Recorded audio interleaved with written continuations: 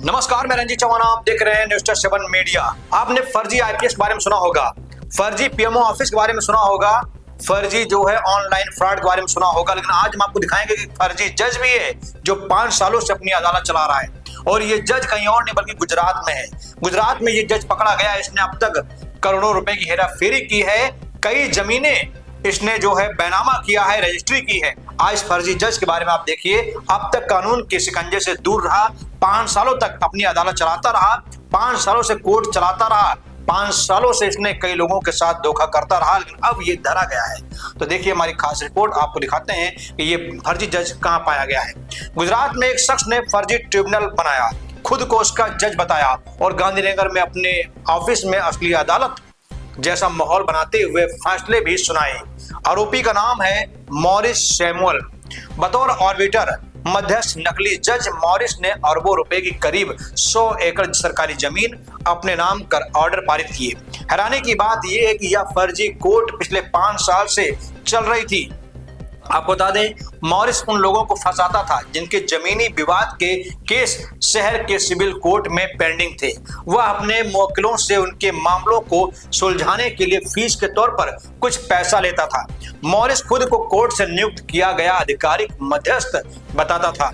वह अपने मुवक्किलों को गांधीनगर के अपने ऑफिस में बुलाता था, जिसे अदालत की तरह डिजाइन किया गया था। मॉरिस केस से जुड़ी दलीलें सुनता, ट्रिब्यूनल के अधिकारी के रूप में आदेश पारित करता था। इतना ही नहीं, उसके साथ ही अदालत के कर्मचारी या वकील के रूप में खड़े होकर यह दिखाते थे कि कार्रवाई असली है। इस तरकीब से आरोपी मॉरिस 11 से ज्यादा मामलों में अपने पक्ष में ऑर्डर पारित कर चुका था।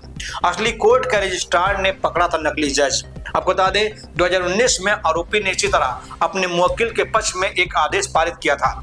मामला जिला कलेक्टर के अधीन एक सरकारी जमीन से जुड़ा था।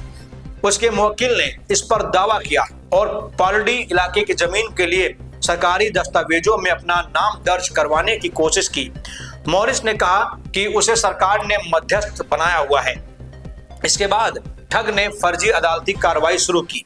अपने मुवक्किल के पक्ष में एक आदेश दिया जिसमें कलेक्टर को उस जमीन के दस्तावेजों में मुवक्किल का नाम दर्ज करने का निर्देश दिया गया। आदेश को लागू करने के लिए मॉरिस ने दूसरे वकील के जरिए सिविल कोर्ट में अपील की।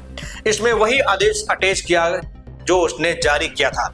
हालांकि कोर्ट के रजिस्ट्रार हार्दिक देसाई को पता चला ना तो मॉरिस मध्यस्थ है और ना ही न्यायिक अधिकरण का आदेश असली है।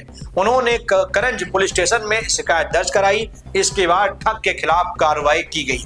उसकी फर्जी अदालत का भंडाफोड़ भी किया गया। इससे पहले पीएमओ अधिकारी एक ठग बन चुका है। गुजरात में इससे पहले 2023 में खुद को प्रधानमंत्री कार्यालय का वरिष्ठ अधिकारी बताने वाले किरण पटेल का मामला भी सुर्खियों में रहा था। अहमदाबाद पुलिस ने किरण पटेल और उसकी पत्नी मालिनी के खिलाफ 22 मार्च को धोखाधड़ी का केस दर्ज किया था। दोनों ने मंत्री का बंगला रिनोवेशन कराने के नाम पर लिया था और इसके बाद फर्जी कागजात से उस पर कब्जा भी कर लिया था। किरण पटेल खुद को प्राइम मिनिस्टर ऑफिस यानी पीएमओ का एडिशनल डायरेक्टर बताता था। इतना ही नहीं, वह Z plus security bullet proof SUV के साथ चलता था और हमेशा 5 स्टार होटल में रुकता था। गिरफ्तारी के वक्त पटेल ने कहा था कि उसे केंद्र सरकार ने दक्षिणी कश्मीर में सेब के बागान खरीदने वालों की पहचान करने की जिम्मेदारी सौंपी है। तो अब तक आपने देखा कि फर्जी आईपीएस पकड़े गए, फर्जी पीएमओ अफसर पकड़े गए, कई सारे फ्रॉड ऑफिसर पकड़े गए, फ्रॉड करने वाले कर्मचारी अफसर और कई धोखेबाज पकड़े गए। लेकिन अब ये फर्जी जज पकड़ा गया है जो कि अपने आप को जज बताता था और इसने लगभग करोड़ों रुपए गबन कर लिए, लोगों को ठगा और 5 साल से ठगी कर रहा था।